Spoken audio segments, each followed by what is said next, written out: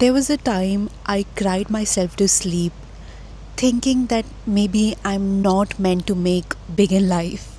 I couldn't crack my dream college and I thought life is over for me. I was not shortlisted by my dream company which I admired for years. I worked hard for and I prayed for, and I started believing that maybe I'm not meant for big things in life.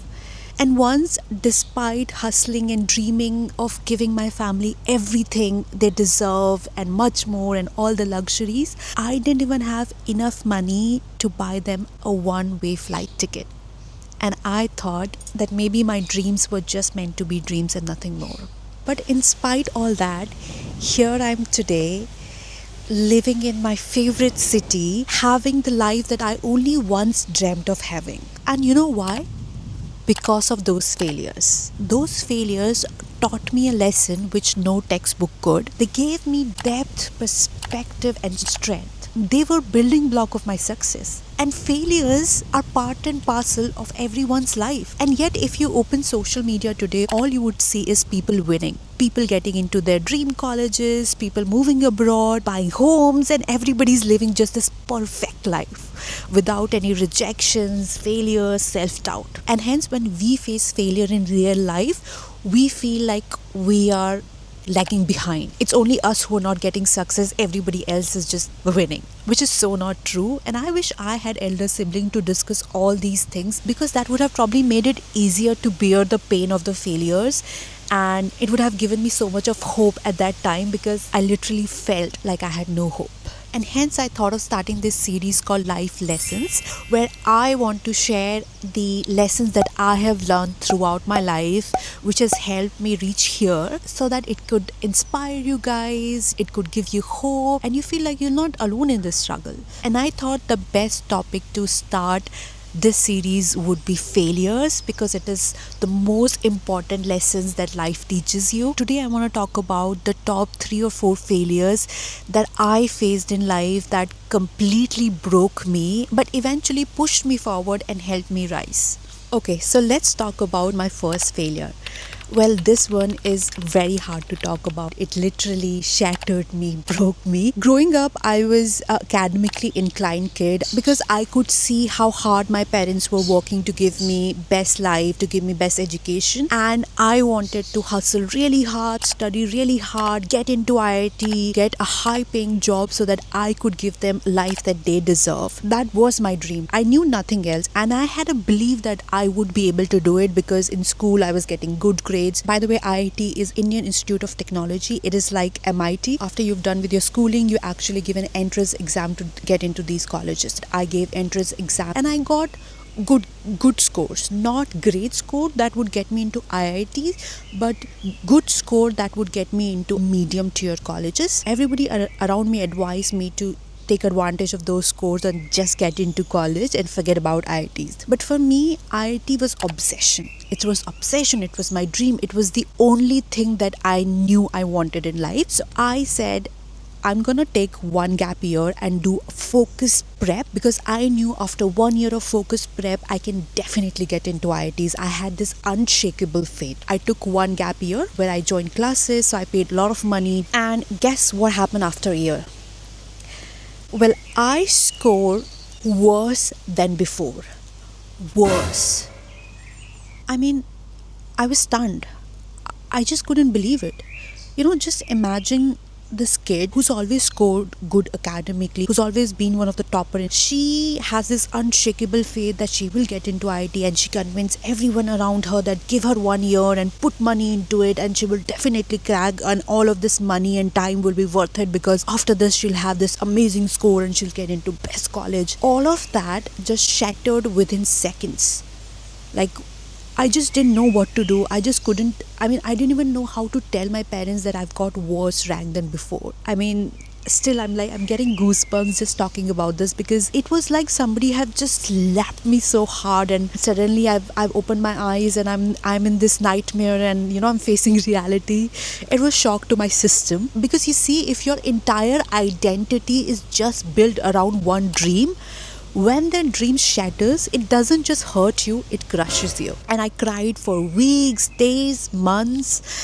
Eventually, I did get into a college. It was a low tier college, not college of my dreams. There also, I remember first few years, whenever I used to laugh, I used to feel so guilty because you feel like I don't deserve it because I couldn't get into IT and I don't deserve any happiness in life anymore. I felt like a biggest failure. It took me years to get over that failure. I think I still have some trauma in my life probably because of that. But now when I look back, I realize that that failure was so important for me. It actually made me so mature. It gave me such perspective about life. It made me realize that you can plan everything till last detail, but then also things can go wrong. But that doesn't mean your life is over. It taught me resilience, that no matter how bad things are, you can always rebuild. Because I got into a local college, I got to stay with my family for 4 additional years.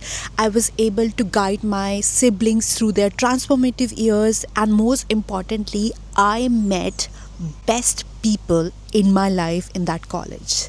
People who are still my friends, people who have been my backbone throughout all these years. That one gap year was so important for my personal growth, because I think before that I was just a very naive kid who was very nerdy, who had a very limited vision and limited perspective about life. And in that 1 year of coaching, I met so many diverse kind of people that it grew my perspective and taught me a lot of lessons in life. Let's talk about failure too. So this was when I couldn't get into my dream company. So it was final term of my MBA, the placement season, probably the most stressful time in any B school. It is that time when either dreams are made or they are just crushed overnight. I had two dream companies that I wanted to get into, and I knew that my profile was perfect for these companies. Prepped really hard for these companies, and I did all the manifestation trick that you can do. Like, I had their logos stuck to my wall so that I can watch them daily and visualize getting into these companies. I did everything I could to get into these companies because for me, again, it was like obsession.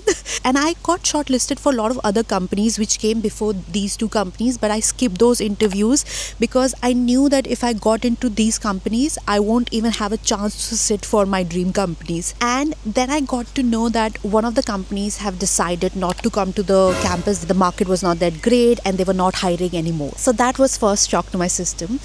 I was like, why have you put all your eggs in the same basket again? To be honest, I was very scared, but then I knew there was another company and they were for sure coming to the campus, and my profile was great. It was perfect fit for the role that they were looking for. I had the work experience that they wanted, and I doubled down on my prep. And then finally, I remember I was on back of my friend's bike. We were going to a nearby stall to eat some dumplings because I was so stressed. Thought that I should have a break, and I got a call saying that the shortlist is out for that company. My heart just dropped, and I opened the list on my phone. My hand was literally shivering when I opened them. My name was not there, and I kept refreshing the list again and again because I thought maybe it'll take some time, because I just didn't want it to believe that I'm not shortlisted. I was stunned. I didn't know what to do. We also had a minor accident after that. I fell from the bike. I hurt myself. My friend also fell, but I didn't feel anything. I was so numb by that point. I had taken so much of loan to get into this college. So financially, I had to have a good job. I was the eldest in my family. I had to take care of my family. I had to make sure that I get rid of that loan. And I had so many dreams, and I had nobody else to lean on. So if I don't make it, the game is over for me. And all those thoughts were going into my mind, and I had so many panic attacks in next coming months because of this. I was so stressed. But you know what happened? Because I couldn't get into my dream companies, the only option left for me was to apply for consulting. I thought I was not good enough for consulting, and hence they were never in my list. I never even tried for consulting. So I changed my entire CV now to be more suited for consulting. I started doing a lot of sessions with different seniors and different peoples to prep for consulting, and I got shortlisted from two companies and converted one of them. I wanted to stay in my comfort zone and just do what I was comfortable in doing, and God was like, no, I want you to push hard, go out of your comfort zone and reach for things which you think that you're not good enough for. And looking back, it all made sense. The heartbreaks, the rejections, it all made sense because God or universe was redirecting me towards bigger things in life. So the third failure, when I couldn't get into any prestigious clubs in MBA college. So in MBA colleges, you have like these different clubs: marketing club, finance club for organizing the most prestigious fest of college. And being part of this club was very important because they help you in securing a good job. Because one, if you're part of this club and your seniors who were part of this club before, if they're in good companies, then you can network with them. They will make sure that you are priority in the list of that company whenever the company come for hiring. And the second thing is they would also provide you a lot of material for prepping for those companies that they are not going to provide to other students. The third is when you're part of those clubs, you get involved in so many extracurricular activities which companies really take into account when shortlisting people. It shows the leadership skills. It shows that you've done something beyond academics which everybody is doing in that college. So if you don't get into these clubs, it's very likely that the top companies were not going to shortlist you. And it is not very easy to get into these clubs because everybody wants to get into these. You have like 1 week of entrance exam, you can say, where you have to do like number of different things. They give you a lot of activities and tasks to do and then judge you based on that. And I applied for 3 clubs. The first club was very prestigious. Like, it was one of the top clubs. If you get into that club, you'll always get preferential treatment during placement season for sure. And all the alums of this club were in best companies, and it was very difficult to get into this club. This was my priority as well. I was like putting so much of effort to get into this club. Then there was club V, which was, I think, marketing club, which I was interested on, and I knew I could convert it because the competition was not as high as club A. And there was club C, which I was not even giving any importance because I knew I could get into it, but it was not that prestigious, so I don't know how much it was going to help me in my placement cycle. I gave my best for club A. I felt that I would be able to convert it because I got really good feedback during the evaluation period and everybody was really impressed with my work. My team did really well. We were 5 people in one team, and you won't believe it, they chose 3 people from my team for club A, but they didn't choose me. So my team did a really good job, but they just didn't choose me. Club B, we had a team of 3 and they chose 2 people from my club. So other 2 people got selected, but I did. It was my fault because I could have done better there, but I didn't because I was putting a lot of efforts on club A. And because I had put club C as my last priority, they didn't choose me because they didn't wanted someone who will put them as a last priority. So in the end, I had nothing in my hand. And again, I started panicking because that meant that I would not be top priority for a lot of companies during the placement season. That means that my placements are going to impact it. That means that I won't probably be able to get into good companies. But guess what happened?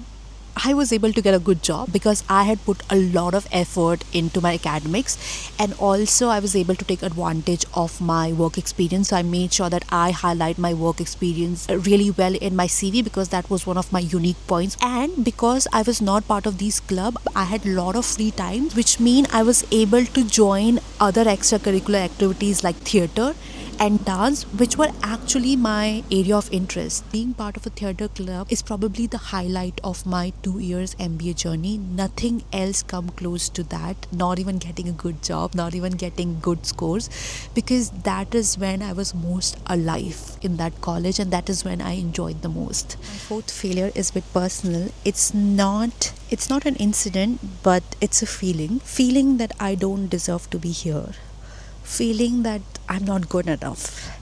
And every time I feel that, I feel like a failure. I remember when I moved here in London, I was excited, but when I looked around and saw that how well people articulated, how well they present to client, how confidently they present to client, how confidently they speak, I thought that I just don't deserve to be here. This place is just not for me. I'm not good enough for this place, and I don't think I'll ever succeed in this place. Same thing happened when I got into IM as well. I remembered I started comparing myself with other people, their achievement, and feeling insecure that, oh my God, they've achieved so much in life. They've such good work experience. They're coming from such good colleges. I don't think I deserve to be here. Comparison kills dreams. Believe in your story. Every time I used to feel that, I had to remind myself that I bring something special on the table, and that is the reason why I'm here.